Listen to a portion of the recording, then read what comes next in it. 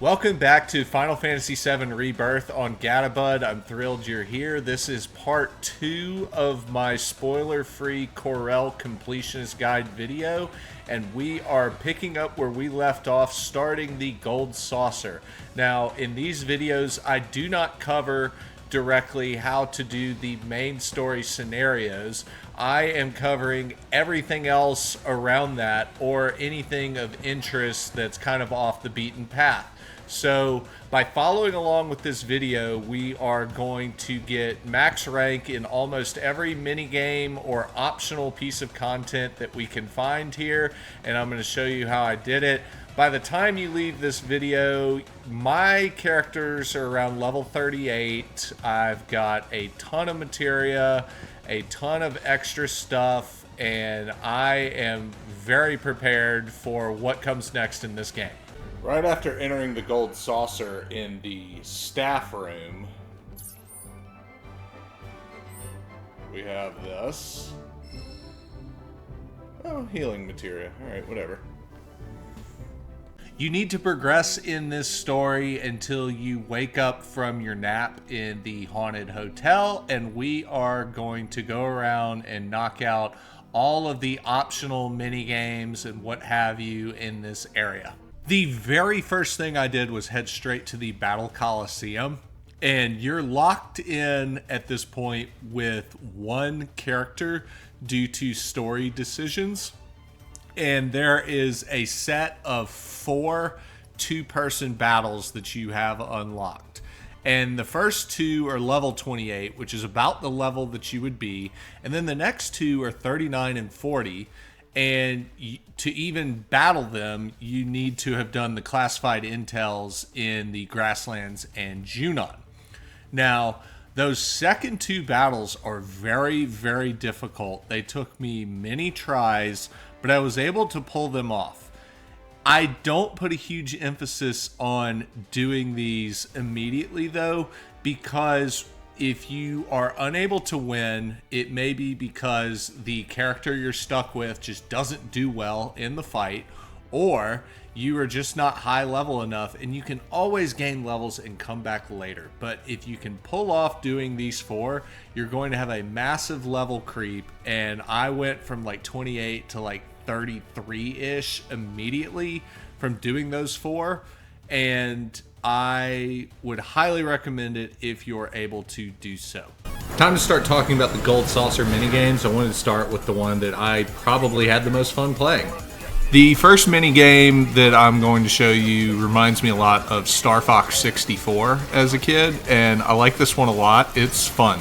And honestly, if you treat it like you're playing Star Fox, you're going to do pretty good, but with a couple slight adjustments. You begin the game with 5 restoration charges, and I believe that each restoration charge is a full cure on your ship's health. So don't waste one with like half health. Wait till you're kind of lower, unless you're on something really difficult and you don't trust your ability to survive at that point.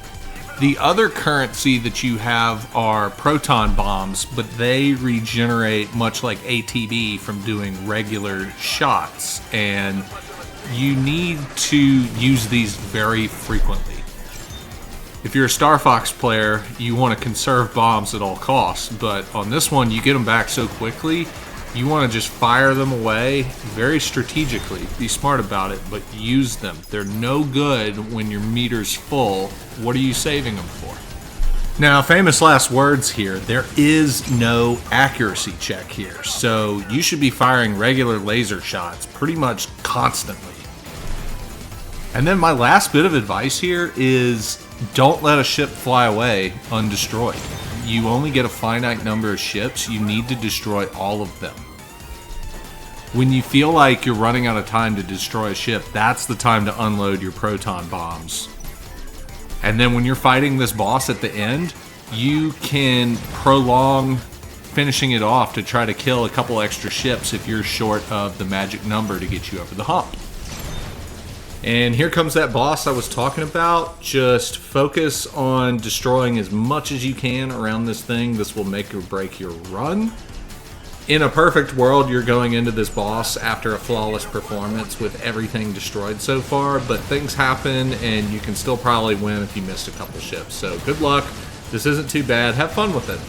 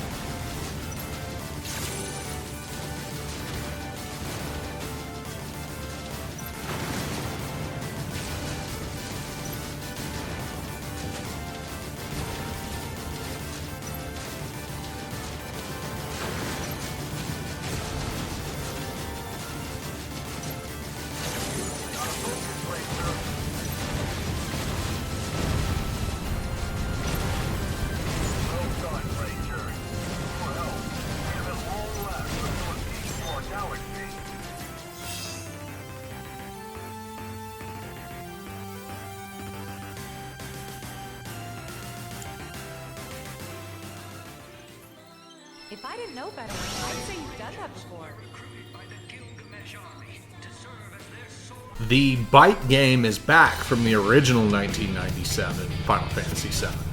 This one's pretty fun too. It's definitely a little harder than the Star Fox minigame, but it's very manageable. What I found most difficult here was honestly steering the bike. It was surprisingly hard to change direction without braking. The key here, like the last fight, is managing your currencies yet again. There are two major currencies here. There is your recharge of Spinning Slash, which I consider an asset, and then there are your Nitro Boosts. And then you add collecting the regular coins in the mix to get your points up. It can be somewhat of a daunting decision to try to decide when you can only grab a Nitro Boost or a bunch of coins to boost your score, which one you should do. In my attempts, I tended to favor the score boosting coins when I had to make a decision. I also found myself wanting to hold on to Spinning Slash longer than I needed to, and in those runs I ended up underperforming. When you've got it and you're near some enemies, just use it, because you are giving yourself less opportunities to utilize it when you save it because of its time to recharge. I never really found myself in danger of dying health-wise on this, so I wouldn't really worry there. And then when I didn't have anything near me, I tried to remember to just mash the circle or square buttons, because you never know what's just going to drive by you out of nowhere, and you can get a free kill on something that would otherwise whiz past you and then you'd have to catch up to. There's not really any shenanigans at the end that you can do to prolong this game and get more opportunities to get over the hump. It's really just about execution. The good news is this minigame clocks in at around 3 minutes, so it's easy to repetitively do and get better at.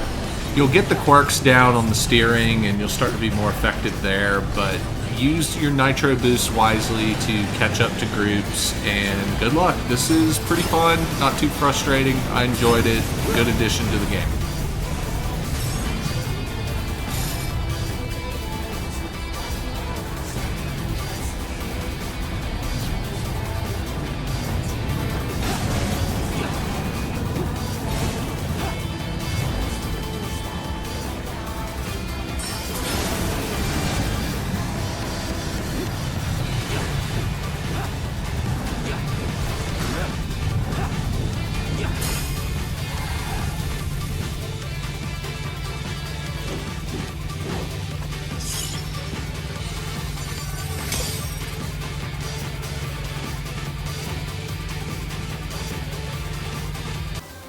It was fun while it lasted, having minigames I enjoyed. Wasn't crazy about this one. I did struggle here. This is your boxing minigame. I'm showing only Dio at the end, but just like the sit-up minigame, you have to beat 2 lesser opponents to even get to Dio.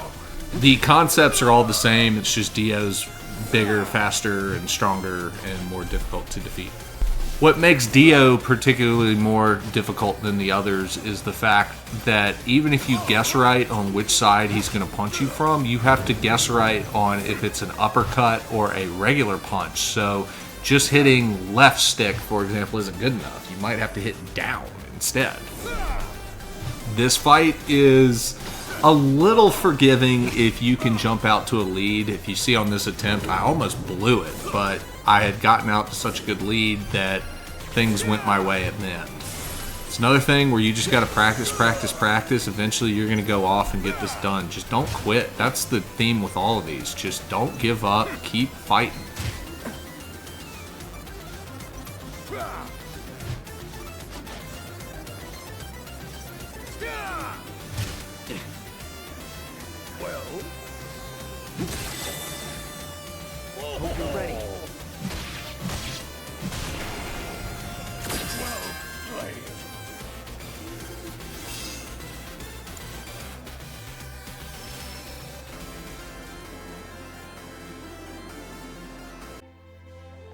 Inside the theater, we have a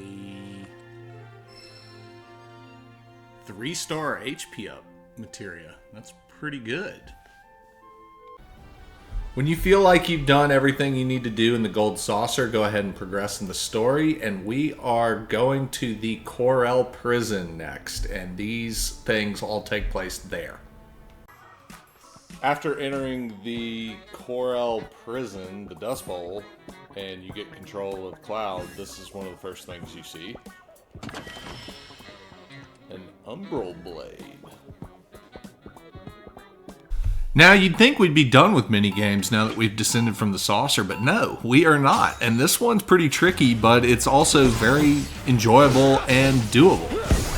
This is a reincarnation of Whack-A-Box from Final Fantasy VII Remake, which was an enjoyable minigame where you, spoiler alert, whack a bunch of boxes. There's one twist here on this one, though. There are these, like, electrified boxes that can't be destroyed until you break their, like, charge box, for lack of a better word here. So I developed a sequence here on the way that you should traverse this map to effectively do this in the time required. With perfect execution, you're going to wind up with plenty of time to pull this off. The one currency here is really your ATB charges, and they come in very useful for breaking any big boxes quickly. And I use Braver to do so, and Braver gets things done, and it's mapped to square for my quick command, so I'm able to fire these off very quickly. And if you have boxes grouped together, you can try to aim Braver in the middle and get them all in one fell swoop. And then one thing that wasn't obvious at first was that the lifts are actually powered by your sword swings. So when you're trying to go up and down, you have to actually press square to make that happen when you're standing on the lift. You might notice that sometimes I'm just running past time crates. It's like when they're sitting on the charge box and I know I haven't hit the box that will depower it. I just won't even bother because I will not be able to hit it and it'll waste time. Trust me, I've tried. My last bit of advice here is it can be really tempting to ignore some of the lesser score boxes, especially if there's only a couple of them. And I would actually discourage you from doing that. I don't know what the total quantity of scored boxes is on this, but it's not a ton over 42,000, which is your magic number. So you might find yourself at the end of this process where you executed time-wise very well, but you don't have enough time to go get enough extra boxes to get you over the hump. So don't leave any behind, and especially don't leave behind any of the 1,500 boxes. You need every single one of them without question. The battery charge boxes will also drop a bunch of 200s. Don't leave those 200s either. You need every single one of them. Good luck, my friends. Practice, practice, practice. You will get this.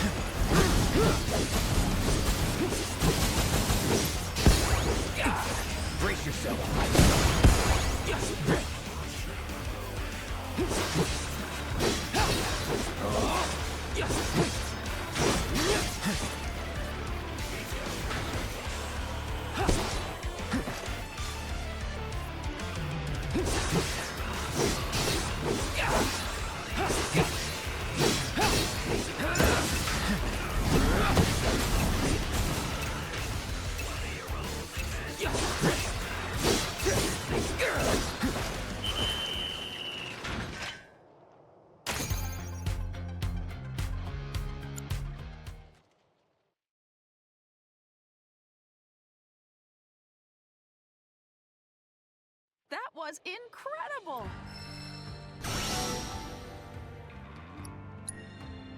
Ah, don't tell me you're not interested. When chasing the cactuar, you'll find this at the bottom of an area.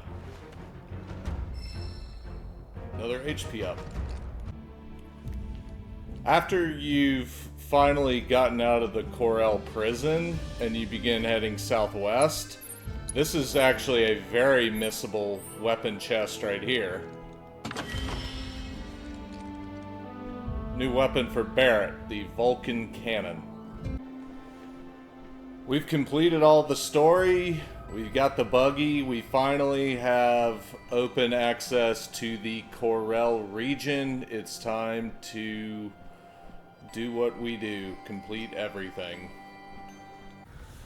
Alright, region overview time. We already did this area, full clear, but if you do 2 life springs, this will become available, your second excavation intel, but the rest of this region all is now accessible, and everything else is down here. Now, there's one caveat. We're not going to be able to fully complete the region because 2 proto relics are just not going to be available till later. I've tried everything to speed that up, and it's just not meant to be. So we're not going to get a full clear, but we can get everything -2 at this point. And the stuff is really straightforward. The buggy makes traveling around super fast, so you'll be flooring it in that thing. Just note that the classified intel right here will appear after most of the other stuff is complete, like the life springs and possibly the other battles.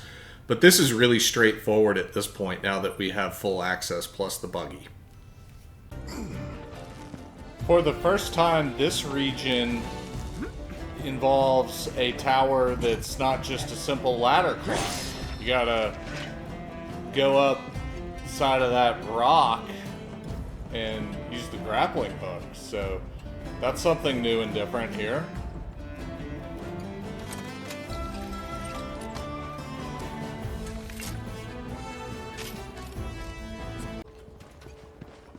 Corel's Protorelic involves going to these weird-looking structures and picking up a Cactuar statue. All right then, let's start looking for those cracks. And then you hold up the statue, and it points where you gotta go. And using that beam of light points towards a Cactuar structure like this. Hold it up in front of it. Then you just gotta win a quick battle. And now you can enter.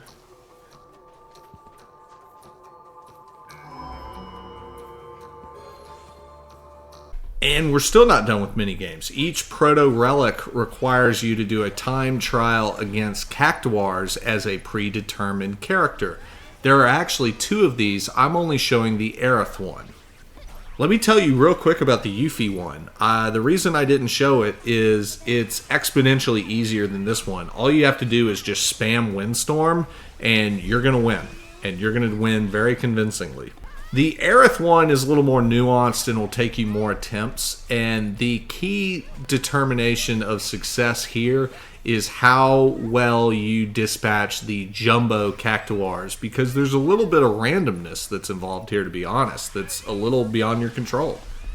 They're going to try to body slam you, and you need to get out of the way, and there's no telling on how long it's going to take them to actually use the body slam move, and then it's going to stagger them. And what you want to do is use Soul Drain on them because it does a little bit more than Sorcerous Storm. But yeah, other than that, you're spamming Sorcerous Storm, and I did also like to use the Chrono Ward that caused enemies to get stopped whenever they try to hit you inside of it, because it appears that it actually instantly kills the Cactuars. As far as I know, the rainbow-colored time extension Cactuars can't disappear if you don't kill them quickly enough, but being paranoid and that being a standard thing otherwise, I still would try to kill them as quickly as possible. Don't take any chances here. If anyone's proven that they do run away, let me know in the comments.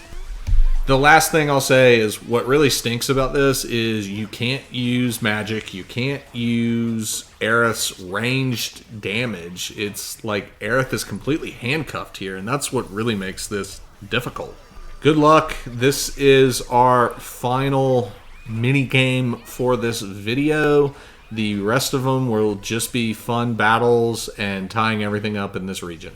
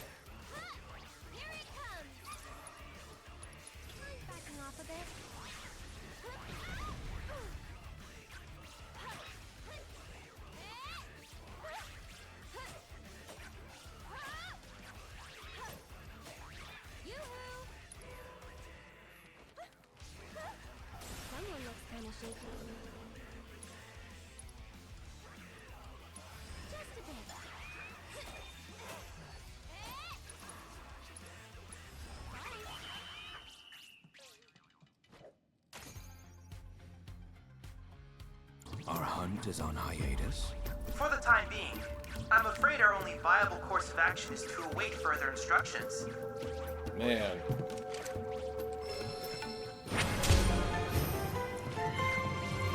So we can't finish it. Lovely. And now at this point, I'm going to start ping-ponging around everything else that we have available to finish up. There's actually quite a bit. I'm checking out these Chocobo Races, and we have the ability to pick our Chocobos from the regions we visit. And this leads me to believe that as we go to more regions, we're going to get better Chocobos. And when I look at the rewards list here, I don't see anything that's really that relevant here. So for those reasons, I believe Chocobo Races to be something that we come back and do later, once we have all of our options on the table, so to speak, as far as outfits and available Chocobos. After getting rank 3 in just about everything, I'm going from shop to shop. The number one priority is purchasing the book at every vendor. There's one in every activity area. The number 2 priority is to get every one of these for Johnny's Hotel. Each one has at least one. And then as long as I feel comfortable with my GP amounts, I'm going ahead and I'm buying whatever Queen's Blood card is available. But if I start to get lower on GP, I'm going to stop buying the cards. And depending on your GP count, I believe that's what you should do too. Things like level boost are nice, but I can't justify grinding this amount of GP at this point to attempt to get one of these. It's just not a good use of your time so far. There's one difficult battle here because of the first round. I'm going to actually go over this specifically for you.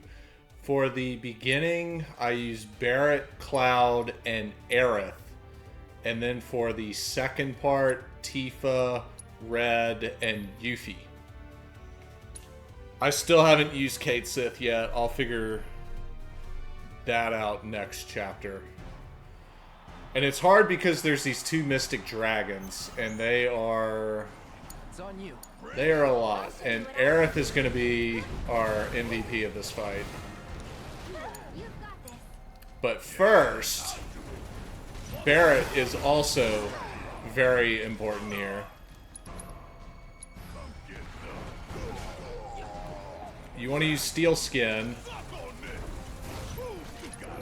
and then you want to use Lifesaver. I'm coming. And that's going to keep Aerith alive, basically. Get him. This one's for you.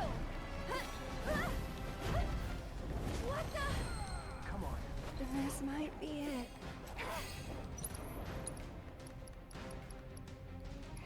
And you want to use Radiant Ward. Who's up for some magic?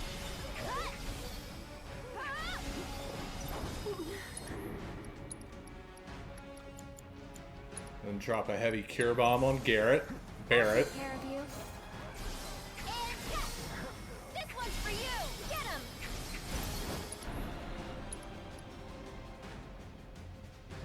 And now we're going to drop an Arcane Ward. Oh, messed that one up.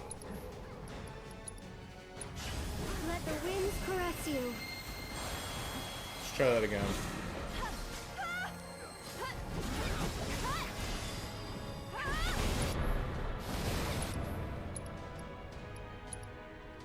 Needs more magic.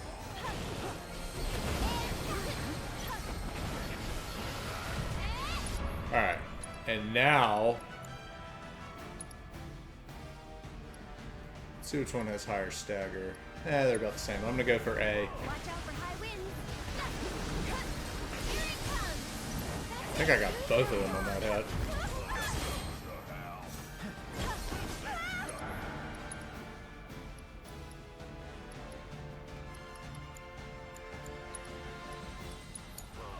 Take the lead.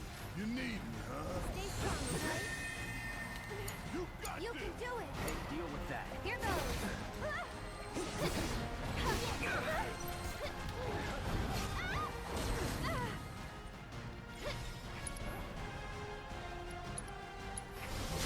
Bless them with your love and grace.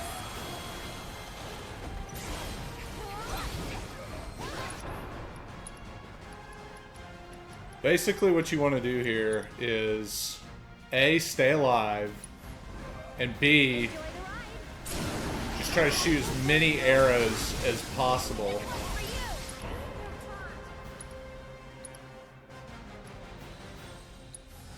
Sorry.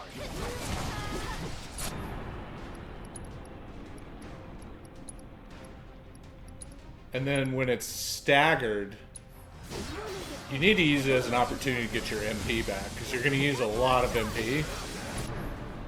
So soul drain here is a big deal. That's it. I'll take that.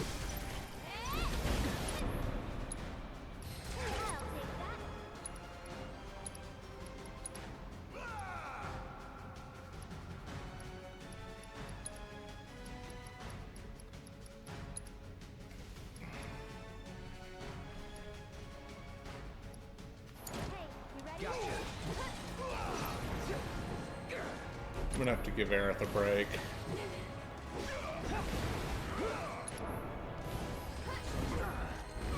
Jeez. I have wind material and elemental on cloud, obviously, proccing the weakness. Alright, now I can use synergy ability. Firework Blade will also be helpful here. Don't give up now, you guys. Go on.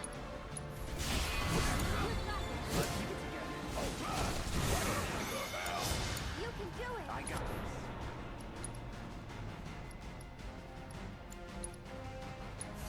Take the lead.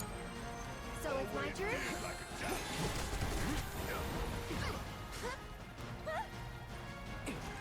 The name of this game is just stay alive.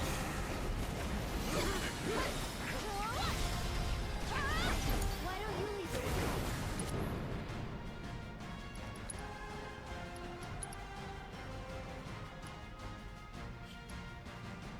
Alright, B's lower, so I need to try to focus on B.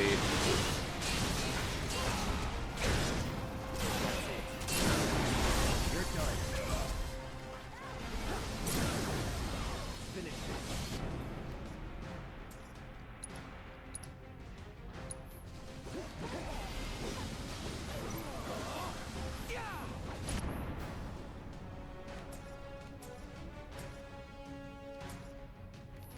Brace yourself.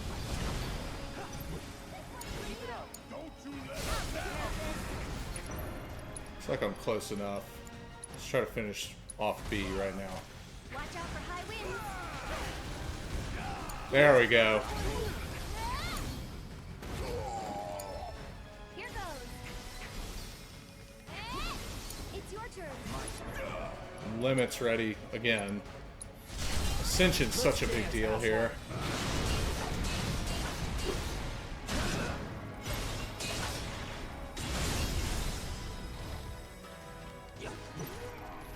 Here it comes.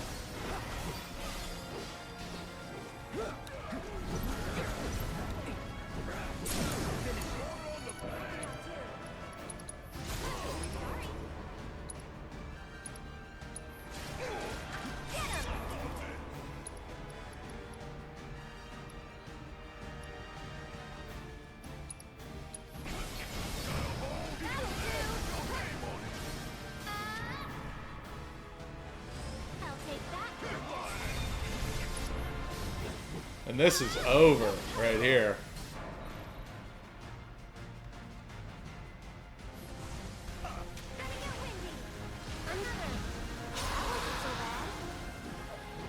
It was not so bad. It was pretty bad when I first tried it, though.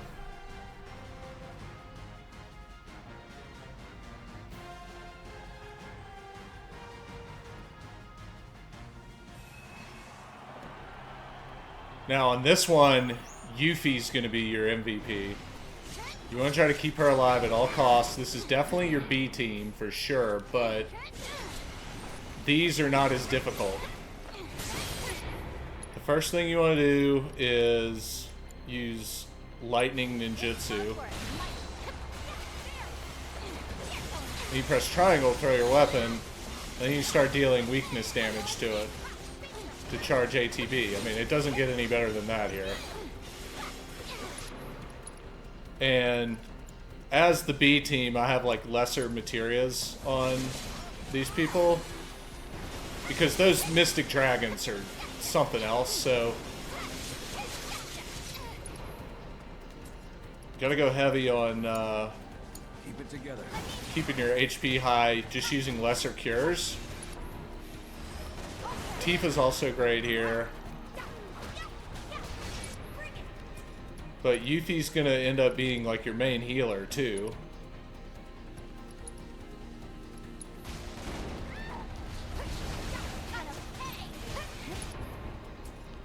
Oh jeez.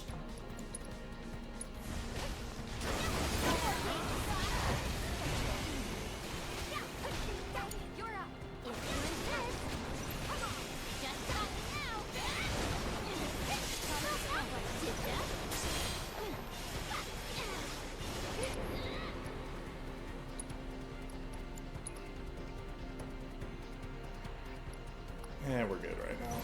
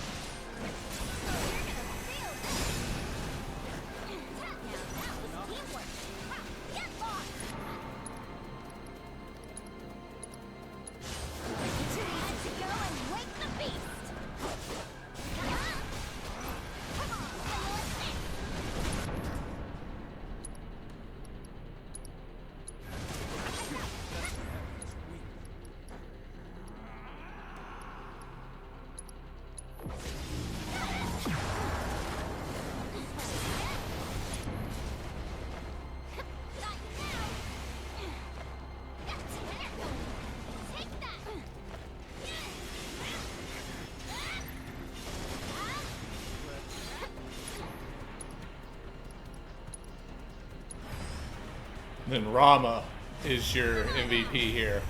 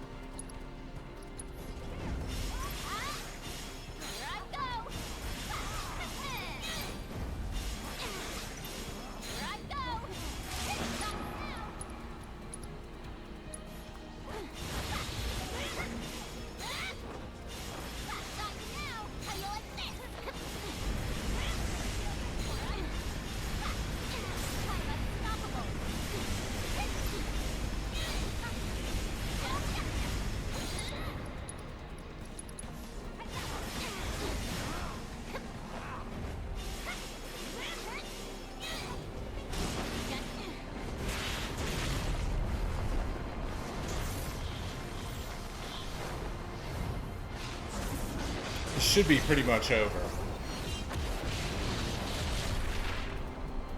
Goodbye.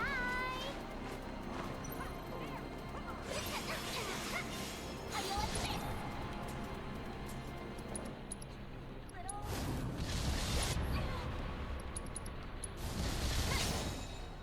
Yeah, there we go. Come on, get it together, you.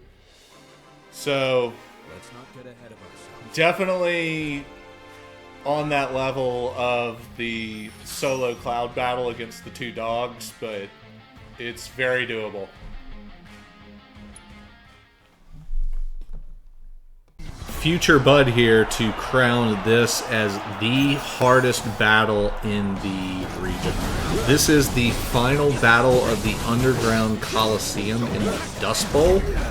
That's right, Alexander wasn't as hard as this. You've got a solo fight against these two dogs, and the stagger requirements are a little hairy and hard to get sometimes, and they are just constantly all over you due to their movement speed, and I figured out a pretty decent way to deal with these guys.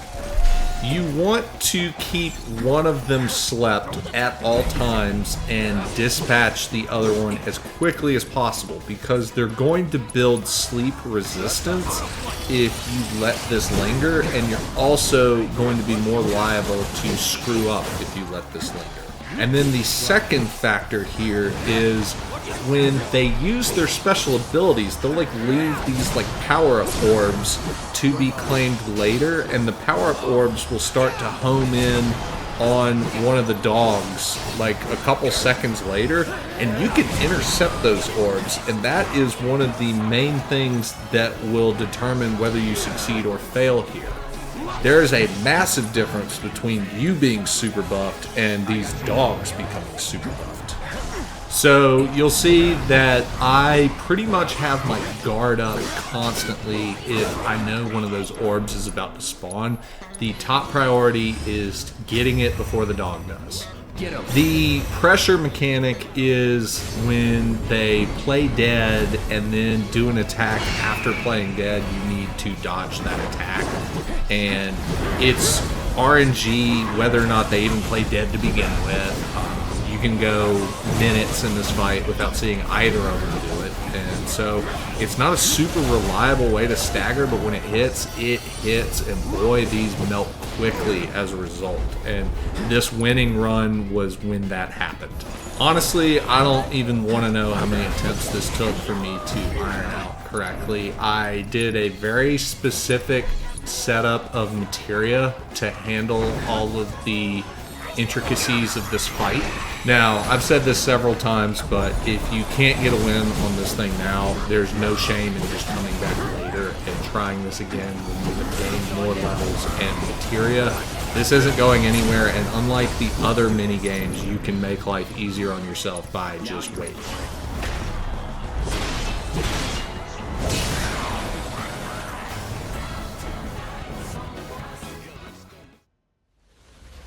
That it?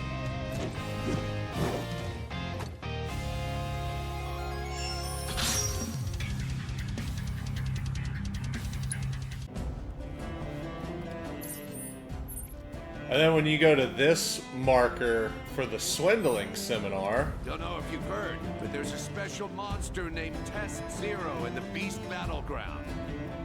oh, that's funny. I think I just beat Test Zero. Do you think you can beat? Yeah, I know who's telling the truth. I'm dying to read Gus's autobiography. If you visit the Beast Battleground, you might just run into a rare monster named Test Zero.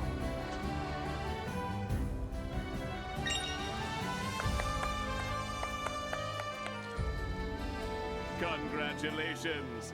Their deception was no match for your powers of perception. Beware, my aspiring swindlers. Clever ones like this are harder to fool. But so long as you continue to train and apply yourselves, I can tell you. Yes, sir! As for you, rest assured that I am a man of my word. More Silkus Those Greens. greens are hard to find in a place like this. Quite the handsome reward, wouldn't you say?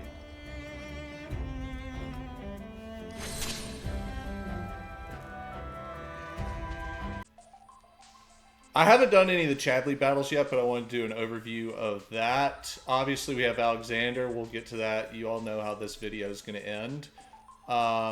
There's a Vitality up, a Strength up, AP up, Wind 2-star, Self-Destruct useless, and Combat Training for Yuffie and Kateseth. Precision Focus, Luck up. A lot of good stat up material up for grabs. Highly recommend doing all of them.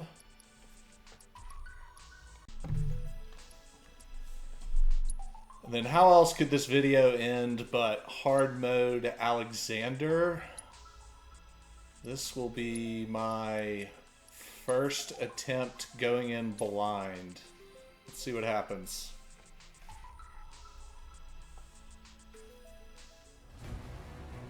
Probably should have equipped Assess. I have no idea what. I'm guessing we try to hit the arms.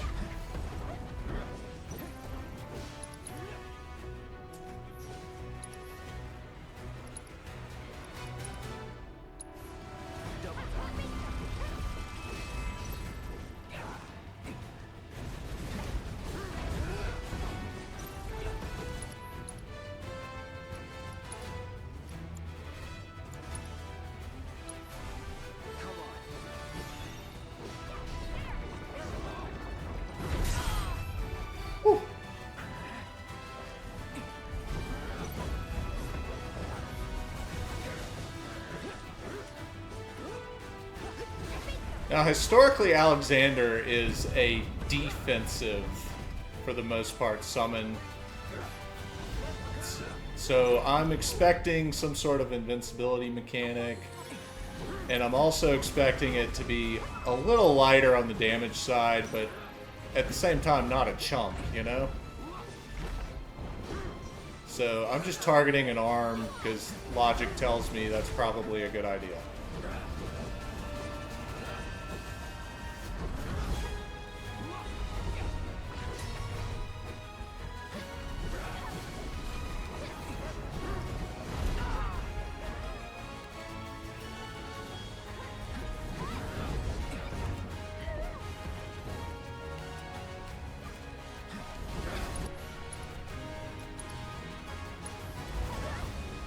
Yeah, it won't even let me target Alexander yet. So you gotta beat the arms to break through to even start this thing. Oh boy. Don't get hit by that.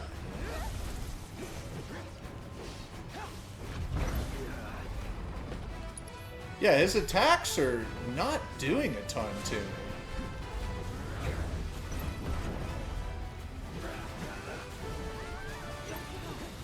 That's really slow moving too.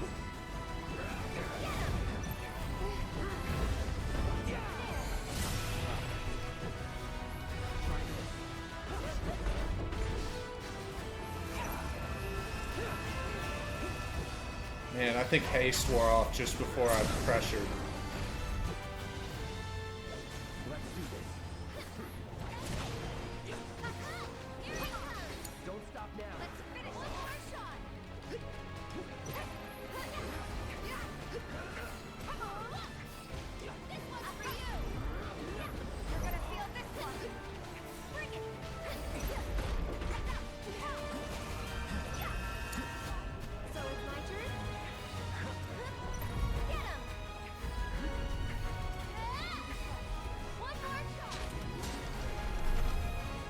Oh boy, what do we have here?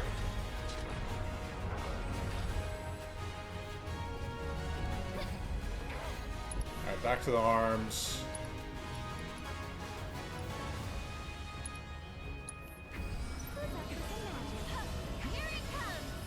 Let's see how Aerith does on this thing.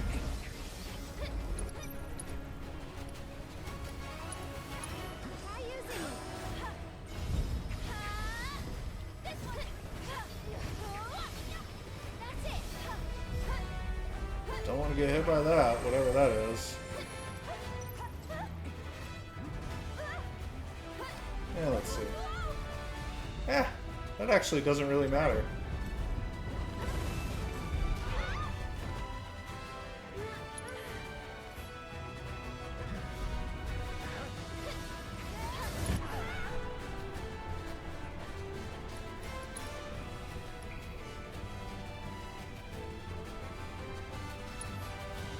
I've got to push myself further. Making the green hook, am I right? This one's for you!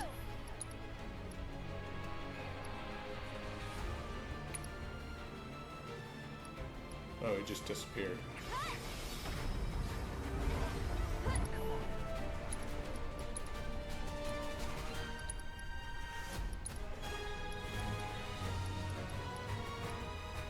Let's just test out some basic nuke damage.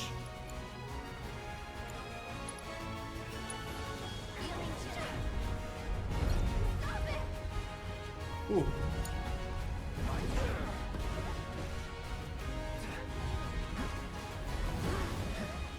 On big fights like this, I'm not a fan of like saving your limit for stagger. Like if you got it, just use it, you know? Did he just...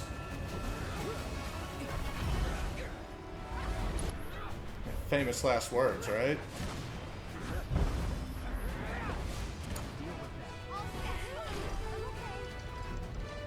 Alright, Divine Judgment's his ultimate move.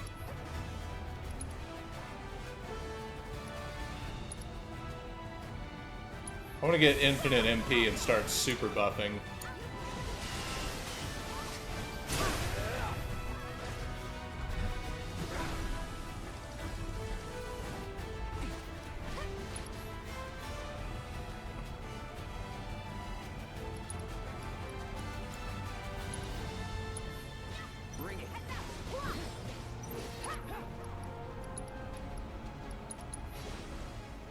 Now, no matter what, Cloud should survive this.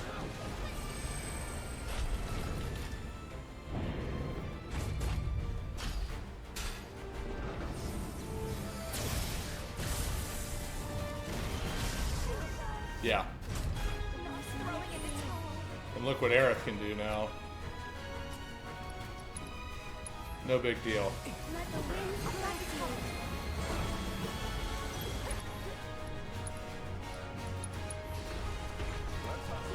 Now go on the offensive.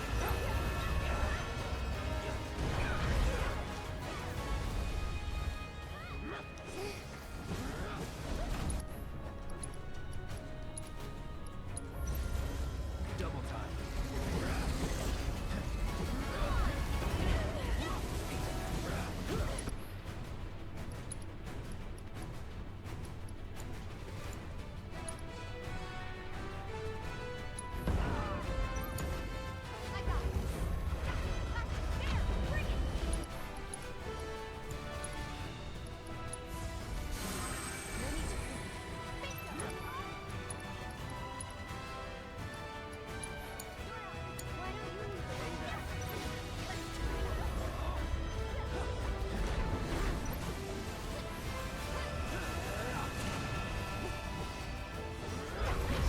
Oh man, he's got a full dispel move. Man, forget super buffing. It's a waste.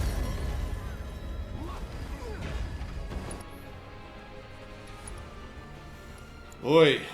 Alright. All set.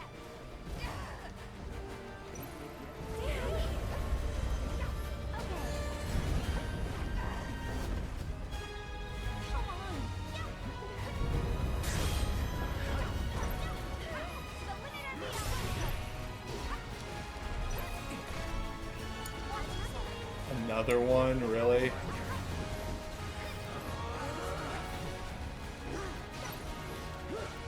Oh no, that wasn't a dispel.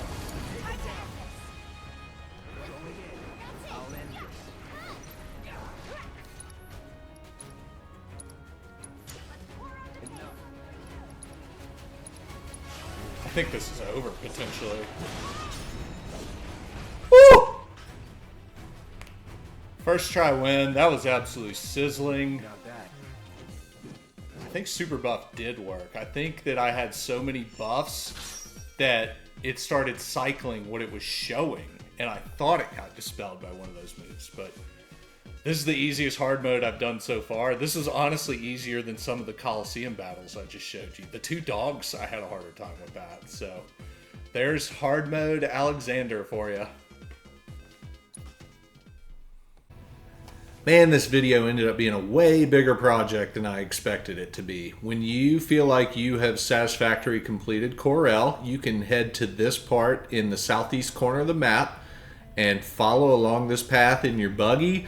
We're going to hit this big patch of water. You just run right over it, and we are on to our next adventure. I am so appreciative for you tuning into Gadabud, and I can't wait to see you again soon. Consider subscribing so you don't miss the next episode where we go to Gongaga. I think I said that right. Y'all have a good one.